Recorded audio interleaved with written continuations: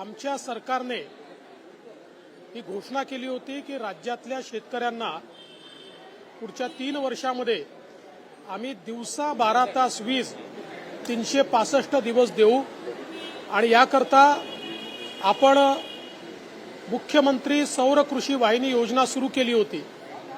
2017ला सुरू केलेली योजना ही मध्यंतरीच्या काळात बंद झाली होती।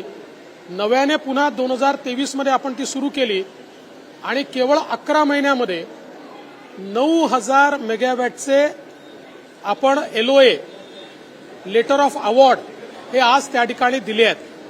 हा एक रेकॉर्ड आहे।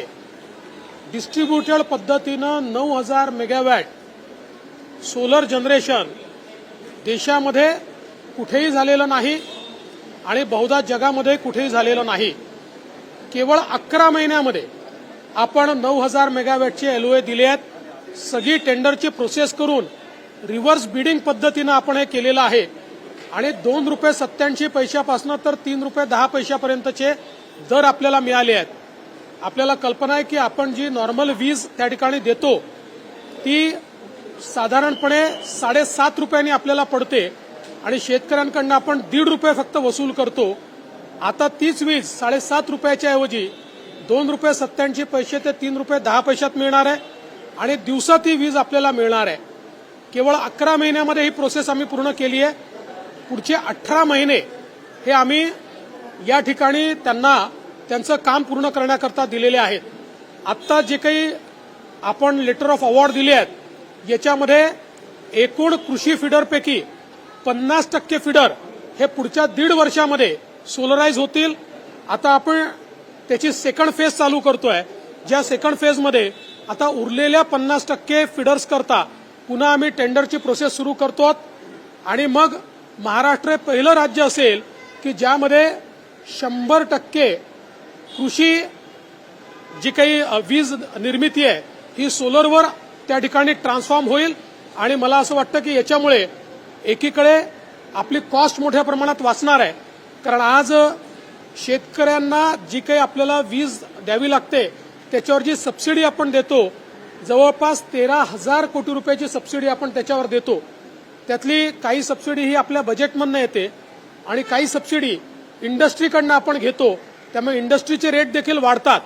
पुढच्या 1.5 वर्षामध्ये इंडस्ट्रीचे रेटही आपल्याला रॅशनलाइज करता येतील आणि आपलं जे काही या ठिकाणी लॉसेस आहेत किंवा आपल्या बजेटमधून आपल्याला जे काही त्याला सपोर्ट द्यावा लागतोय हा सपोर्ट देखील कमी होईल।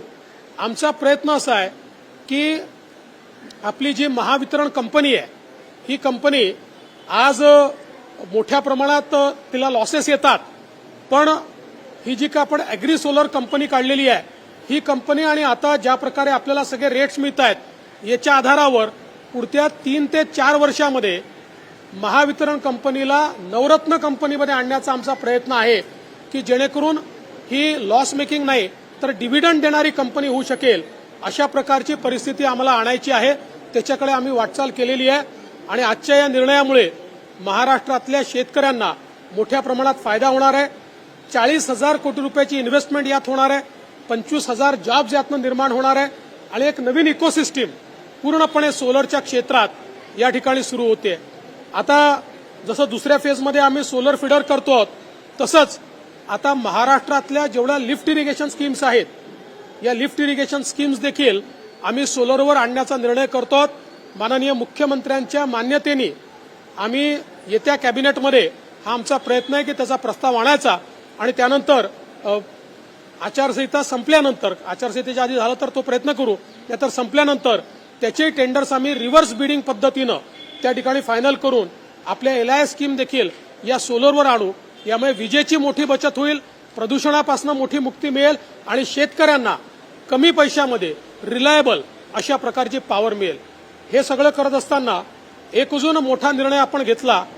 आत्तापर्यंत आपण शेतकऱ्यांना साधारणपणे जेव्हापासून सोलर पंप देण्याची सुरुवात केली 1.5 लाख पंप आतापर्यंत आपण दिले आहेत, पण आता आपण या एकाच वर्षामध्ये 8 लाख सोलर पंप मंजूर करून घेतले आहेत। त्याला निधीचा पुरवठा केलेला आहे। मागेल त्याला सोलर पंप अर्थात ज्याच्याकडे कनेक्शन आहे त्याला नाही, नवीन डिमांड ज्याची आहे यापैकी मागेल त्याला सोलर पंप आता आम्ही देऊ शकतो या परिस्थितीमध्ये आम्ही आहोत, कारण आता आमची पेड पेंडिंग ही 5 लाख आहे आणि आमच्याकडे 8 लाख सोलर पंप या ठिकाणी अवेलेबल आहे. त्यामुळे मोठ्या प्रमाणात शेतकऱ्याला दिलासा मिळणार आहे आणि जी अर्धे दिवस रात्रीची वीज शेतकऱ्यांना वापरावी लागते ती आम्ही त्यांना जे काही प्रॉमिस केलं होतं त्याप्रमाणे 3 वर्षात ते पूर्ण आम्ही संपवू. 1.5 वर्षात 50% शेतकऱ्यांचं रात्रीच्या विजेचं संकट आम्ही संपवून टाकू.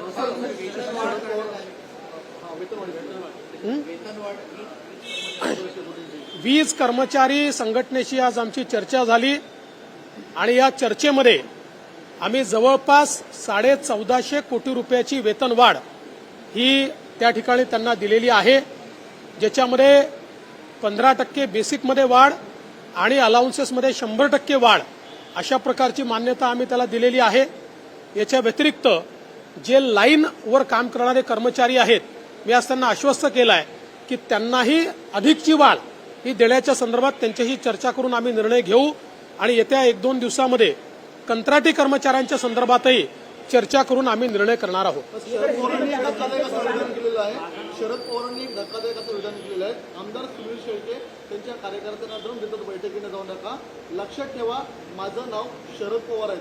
एक प्रकारे शरद पवारांनी दम दिल्याचं पाहायला मिळतं. खरं म्हणजे पवारसाहेब मोठेच आहेत. आज इतके वर्ष ते राजकारणामध्ये आहेत, जवळपास 83-84 वर्ष किंवा 85 वर्ष जे काही त्यांचं वय असेल ते राजकारणामध्ये त्यांचे जवळपास 55 वर्ष या ठिकाणी पूर्ण झाले आहेत.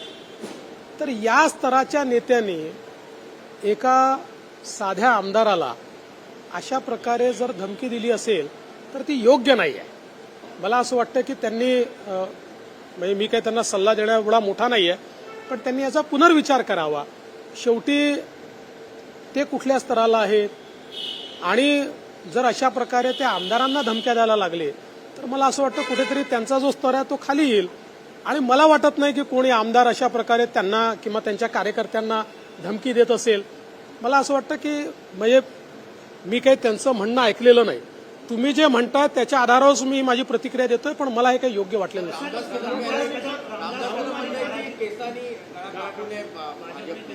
असं आहे की मी इतके वर्ष रामदासभाईंना ओळखतो. अशा प्रकारचे स्टेटमेंट करण्याची त्यांची सवय आहे आणि टोकाचं बोलण्याची देखील त्यांची सवय आहे. कधी कधी रागाने देखील ते बोलतात. भारतीय जनता पक्षाने शिवसेनेचा सन्मानच केला आहे.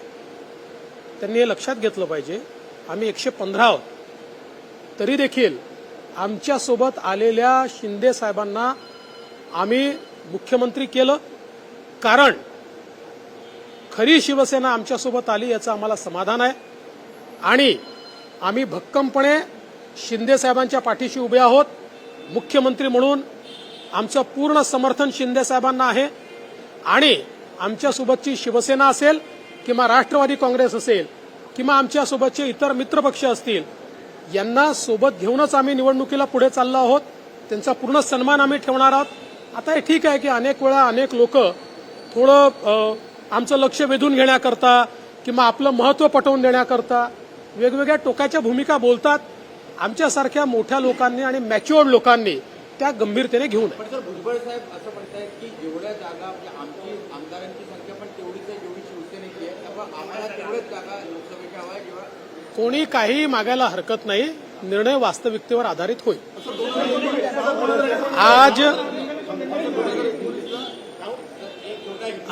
आज एक बहुत महत्वपूर्ण निर्णय महाराष्ट्र ने लिया है. महाराष्ट्र में किसानों को जो बिजली दी जाती है उसमें 50% फीडर्स करीब 9000 मेगावाट बिजली ये हमने सोलर पर ट्रांजिशन करने के लिए लेटर ऑफ अवार्ड दिए हैं. रिवर्स बिडिंग पद्धति से 2 रुपये 76 पैसे से लेकर 3 रुपये 10 पैसे तक इस रेट पर हमने ये अवार्ड किया है और 9000 मेगावाट का distributed solar generation in one go ये एक प्रकार का रिकॉर्ड है. देश में कहीं पर भी ये हुआ नहीं है. जो महाराष्ट्र का ये सोलर मॉडल है इसको केंद्र सरकार ने अप्रिशिएट किया है. इसको कुसुम में भी उन्होंने जगह दी है और केंद्र सरकार ने इस मॉडल को बाकी राज्य भी रेप्लिकेट करे इस प्रकार से पत्र भी बाकी राज्यों को भेजा है और मैं ऐसा मानता हूं कि 3 सालों में किसानों को मिलने वाली सारी बिजली महाराष्ट्र में हम सोलर पर ट्रांसफॉर्म कर देंगे। इससे प्रदूषण भी बचेगा, बड़े पैमाने पर पैसे की बचत होगी, क्रॉस सब्सिडी की बचत होगी। इसका जो भार हमारे उद्योग के ऊपर आता था उसको भी हम रैशनलाइज कर पाएंगे। हमारे बजट में से जो सब्सिडी देनी पड़ती थी वो भी नीचे जाएगी और सबसे बड़ी बात प्रदूषण हम बड़े पैमाने पर कम कर पाएंगे। तो एक ऐतिहासिक इस प्रकार का निर्णय महाराष्ट्र सरकार ने आज लिया है। सवाल है कि लगातार ये कहा जा रहा है कि आप लोग पिछली बार जितनी लोकसभा की सीटें लड़े थे इस बार उससे ज्यादा लड़ने जा रहे हैं और जो आंकड़ा आ रहा है कि 30 से ज्यादा, क्या है इसमें सच्चाई है? और अगर है तो सर क्या? मैं मीडिया के बंधुओं से इतना ही निवेदन करूंगा कि हमारा सीट डिस्ट्रीब्यूशन, हमारा टिकट डिस्ट्रीब्यूशन थोड़ा हमारे ऊपर छोड़े, कुछ मौका हमको भी दे। सारा डिस्ट्रीब्यूशन भी वही कर रहे हैं, नाम भी वही अनाउंस कर रहे हैं, आंकड़े भी वही अनाउंस कर रहे हैं, तो थोड़ा काम हमारे लिए छोड़िए। हम जब अपना काम पूरा करेंगे तो आपको बिल्कुल सबसे पहले मीडिया को आकर बताएंगे काम पूरा हो गया है, किसको कितनी सीटें मिली है और कौन सी सीट पर कौन लड़ने वाला है। दिल्ली में बैठक होगी, वरिष्ठ नेताओं की, सब कुछ सुलझ जाएगा ऐसा आपको? हाँ जी बिल्कुल। देखिए हमारे में कोई गंभीर मतभेद है ही नहीं।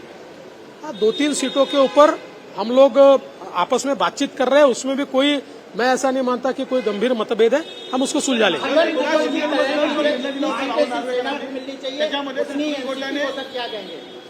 ऐसा है कि सभी को सीटें मांगने का अधिकार है, सभी पार्टियां है तो अपने अपने तरीके से सीटें मांगेंगे, जो वास्तविकता होगी उसके आधार पर हम तय करेंगे। त्याच्या विरुद्ध अपील सुप्रीम कोर्टात ऍक्सेप्ट झालेली आहे, पुढची 8 तारखेला कसं बघतो? अपील ऍक्सेप्ट होण्याला म्हणत नाही। जेव्हा एखादी केस आपण त्या ठिकाणी लावतो त्यावेळेस त्या केसमध्ये नोटीस निघते, तशी नोटीस निघणं हे काही प्रोसेसचा भाग आहे। त्याच्यामुळे आता ती नोटीस निघाली म्हणजे काहीतरी त्याला वेगळं झालं किंवा ते आता खारिज होणार वगैरे असं एवढं मला असं वाटतं सुप्रीम कोर्टाच्या संदर्भात चुकीचं रिपोर्टिंग आणि चुकीचं स्पेक्युलेशन हे करणं योग्य नाहीये। ही प्रोसेस आहे, त्या प्रोसेसमध्ये त्या नोटीसला जर त्याला नोटीस मिळाली असेल, ज्यांना नोटीस मिळाली असेल ते उत्तर देतील। लोणावळा में एक बात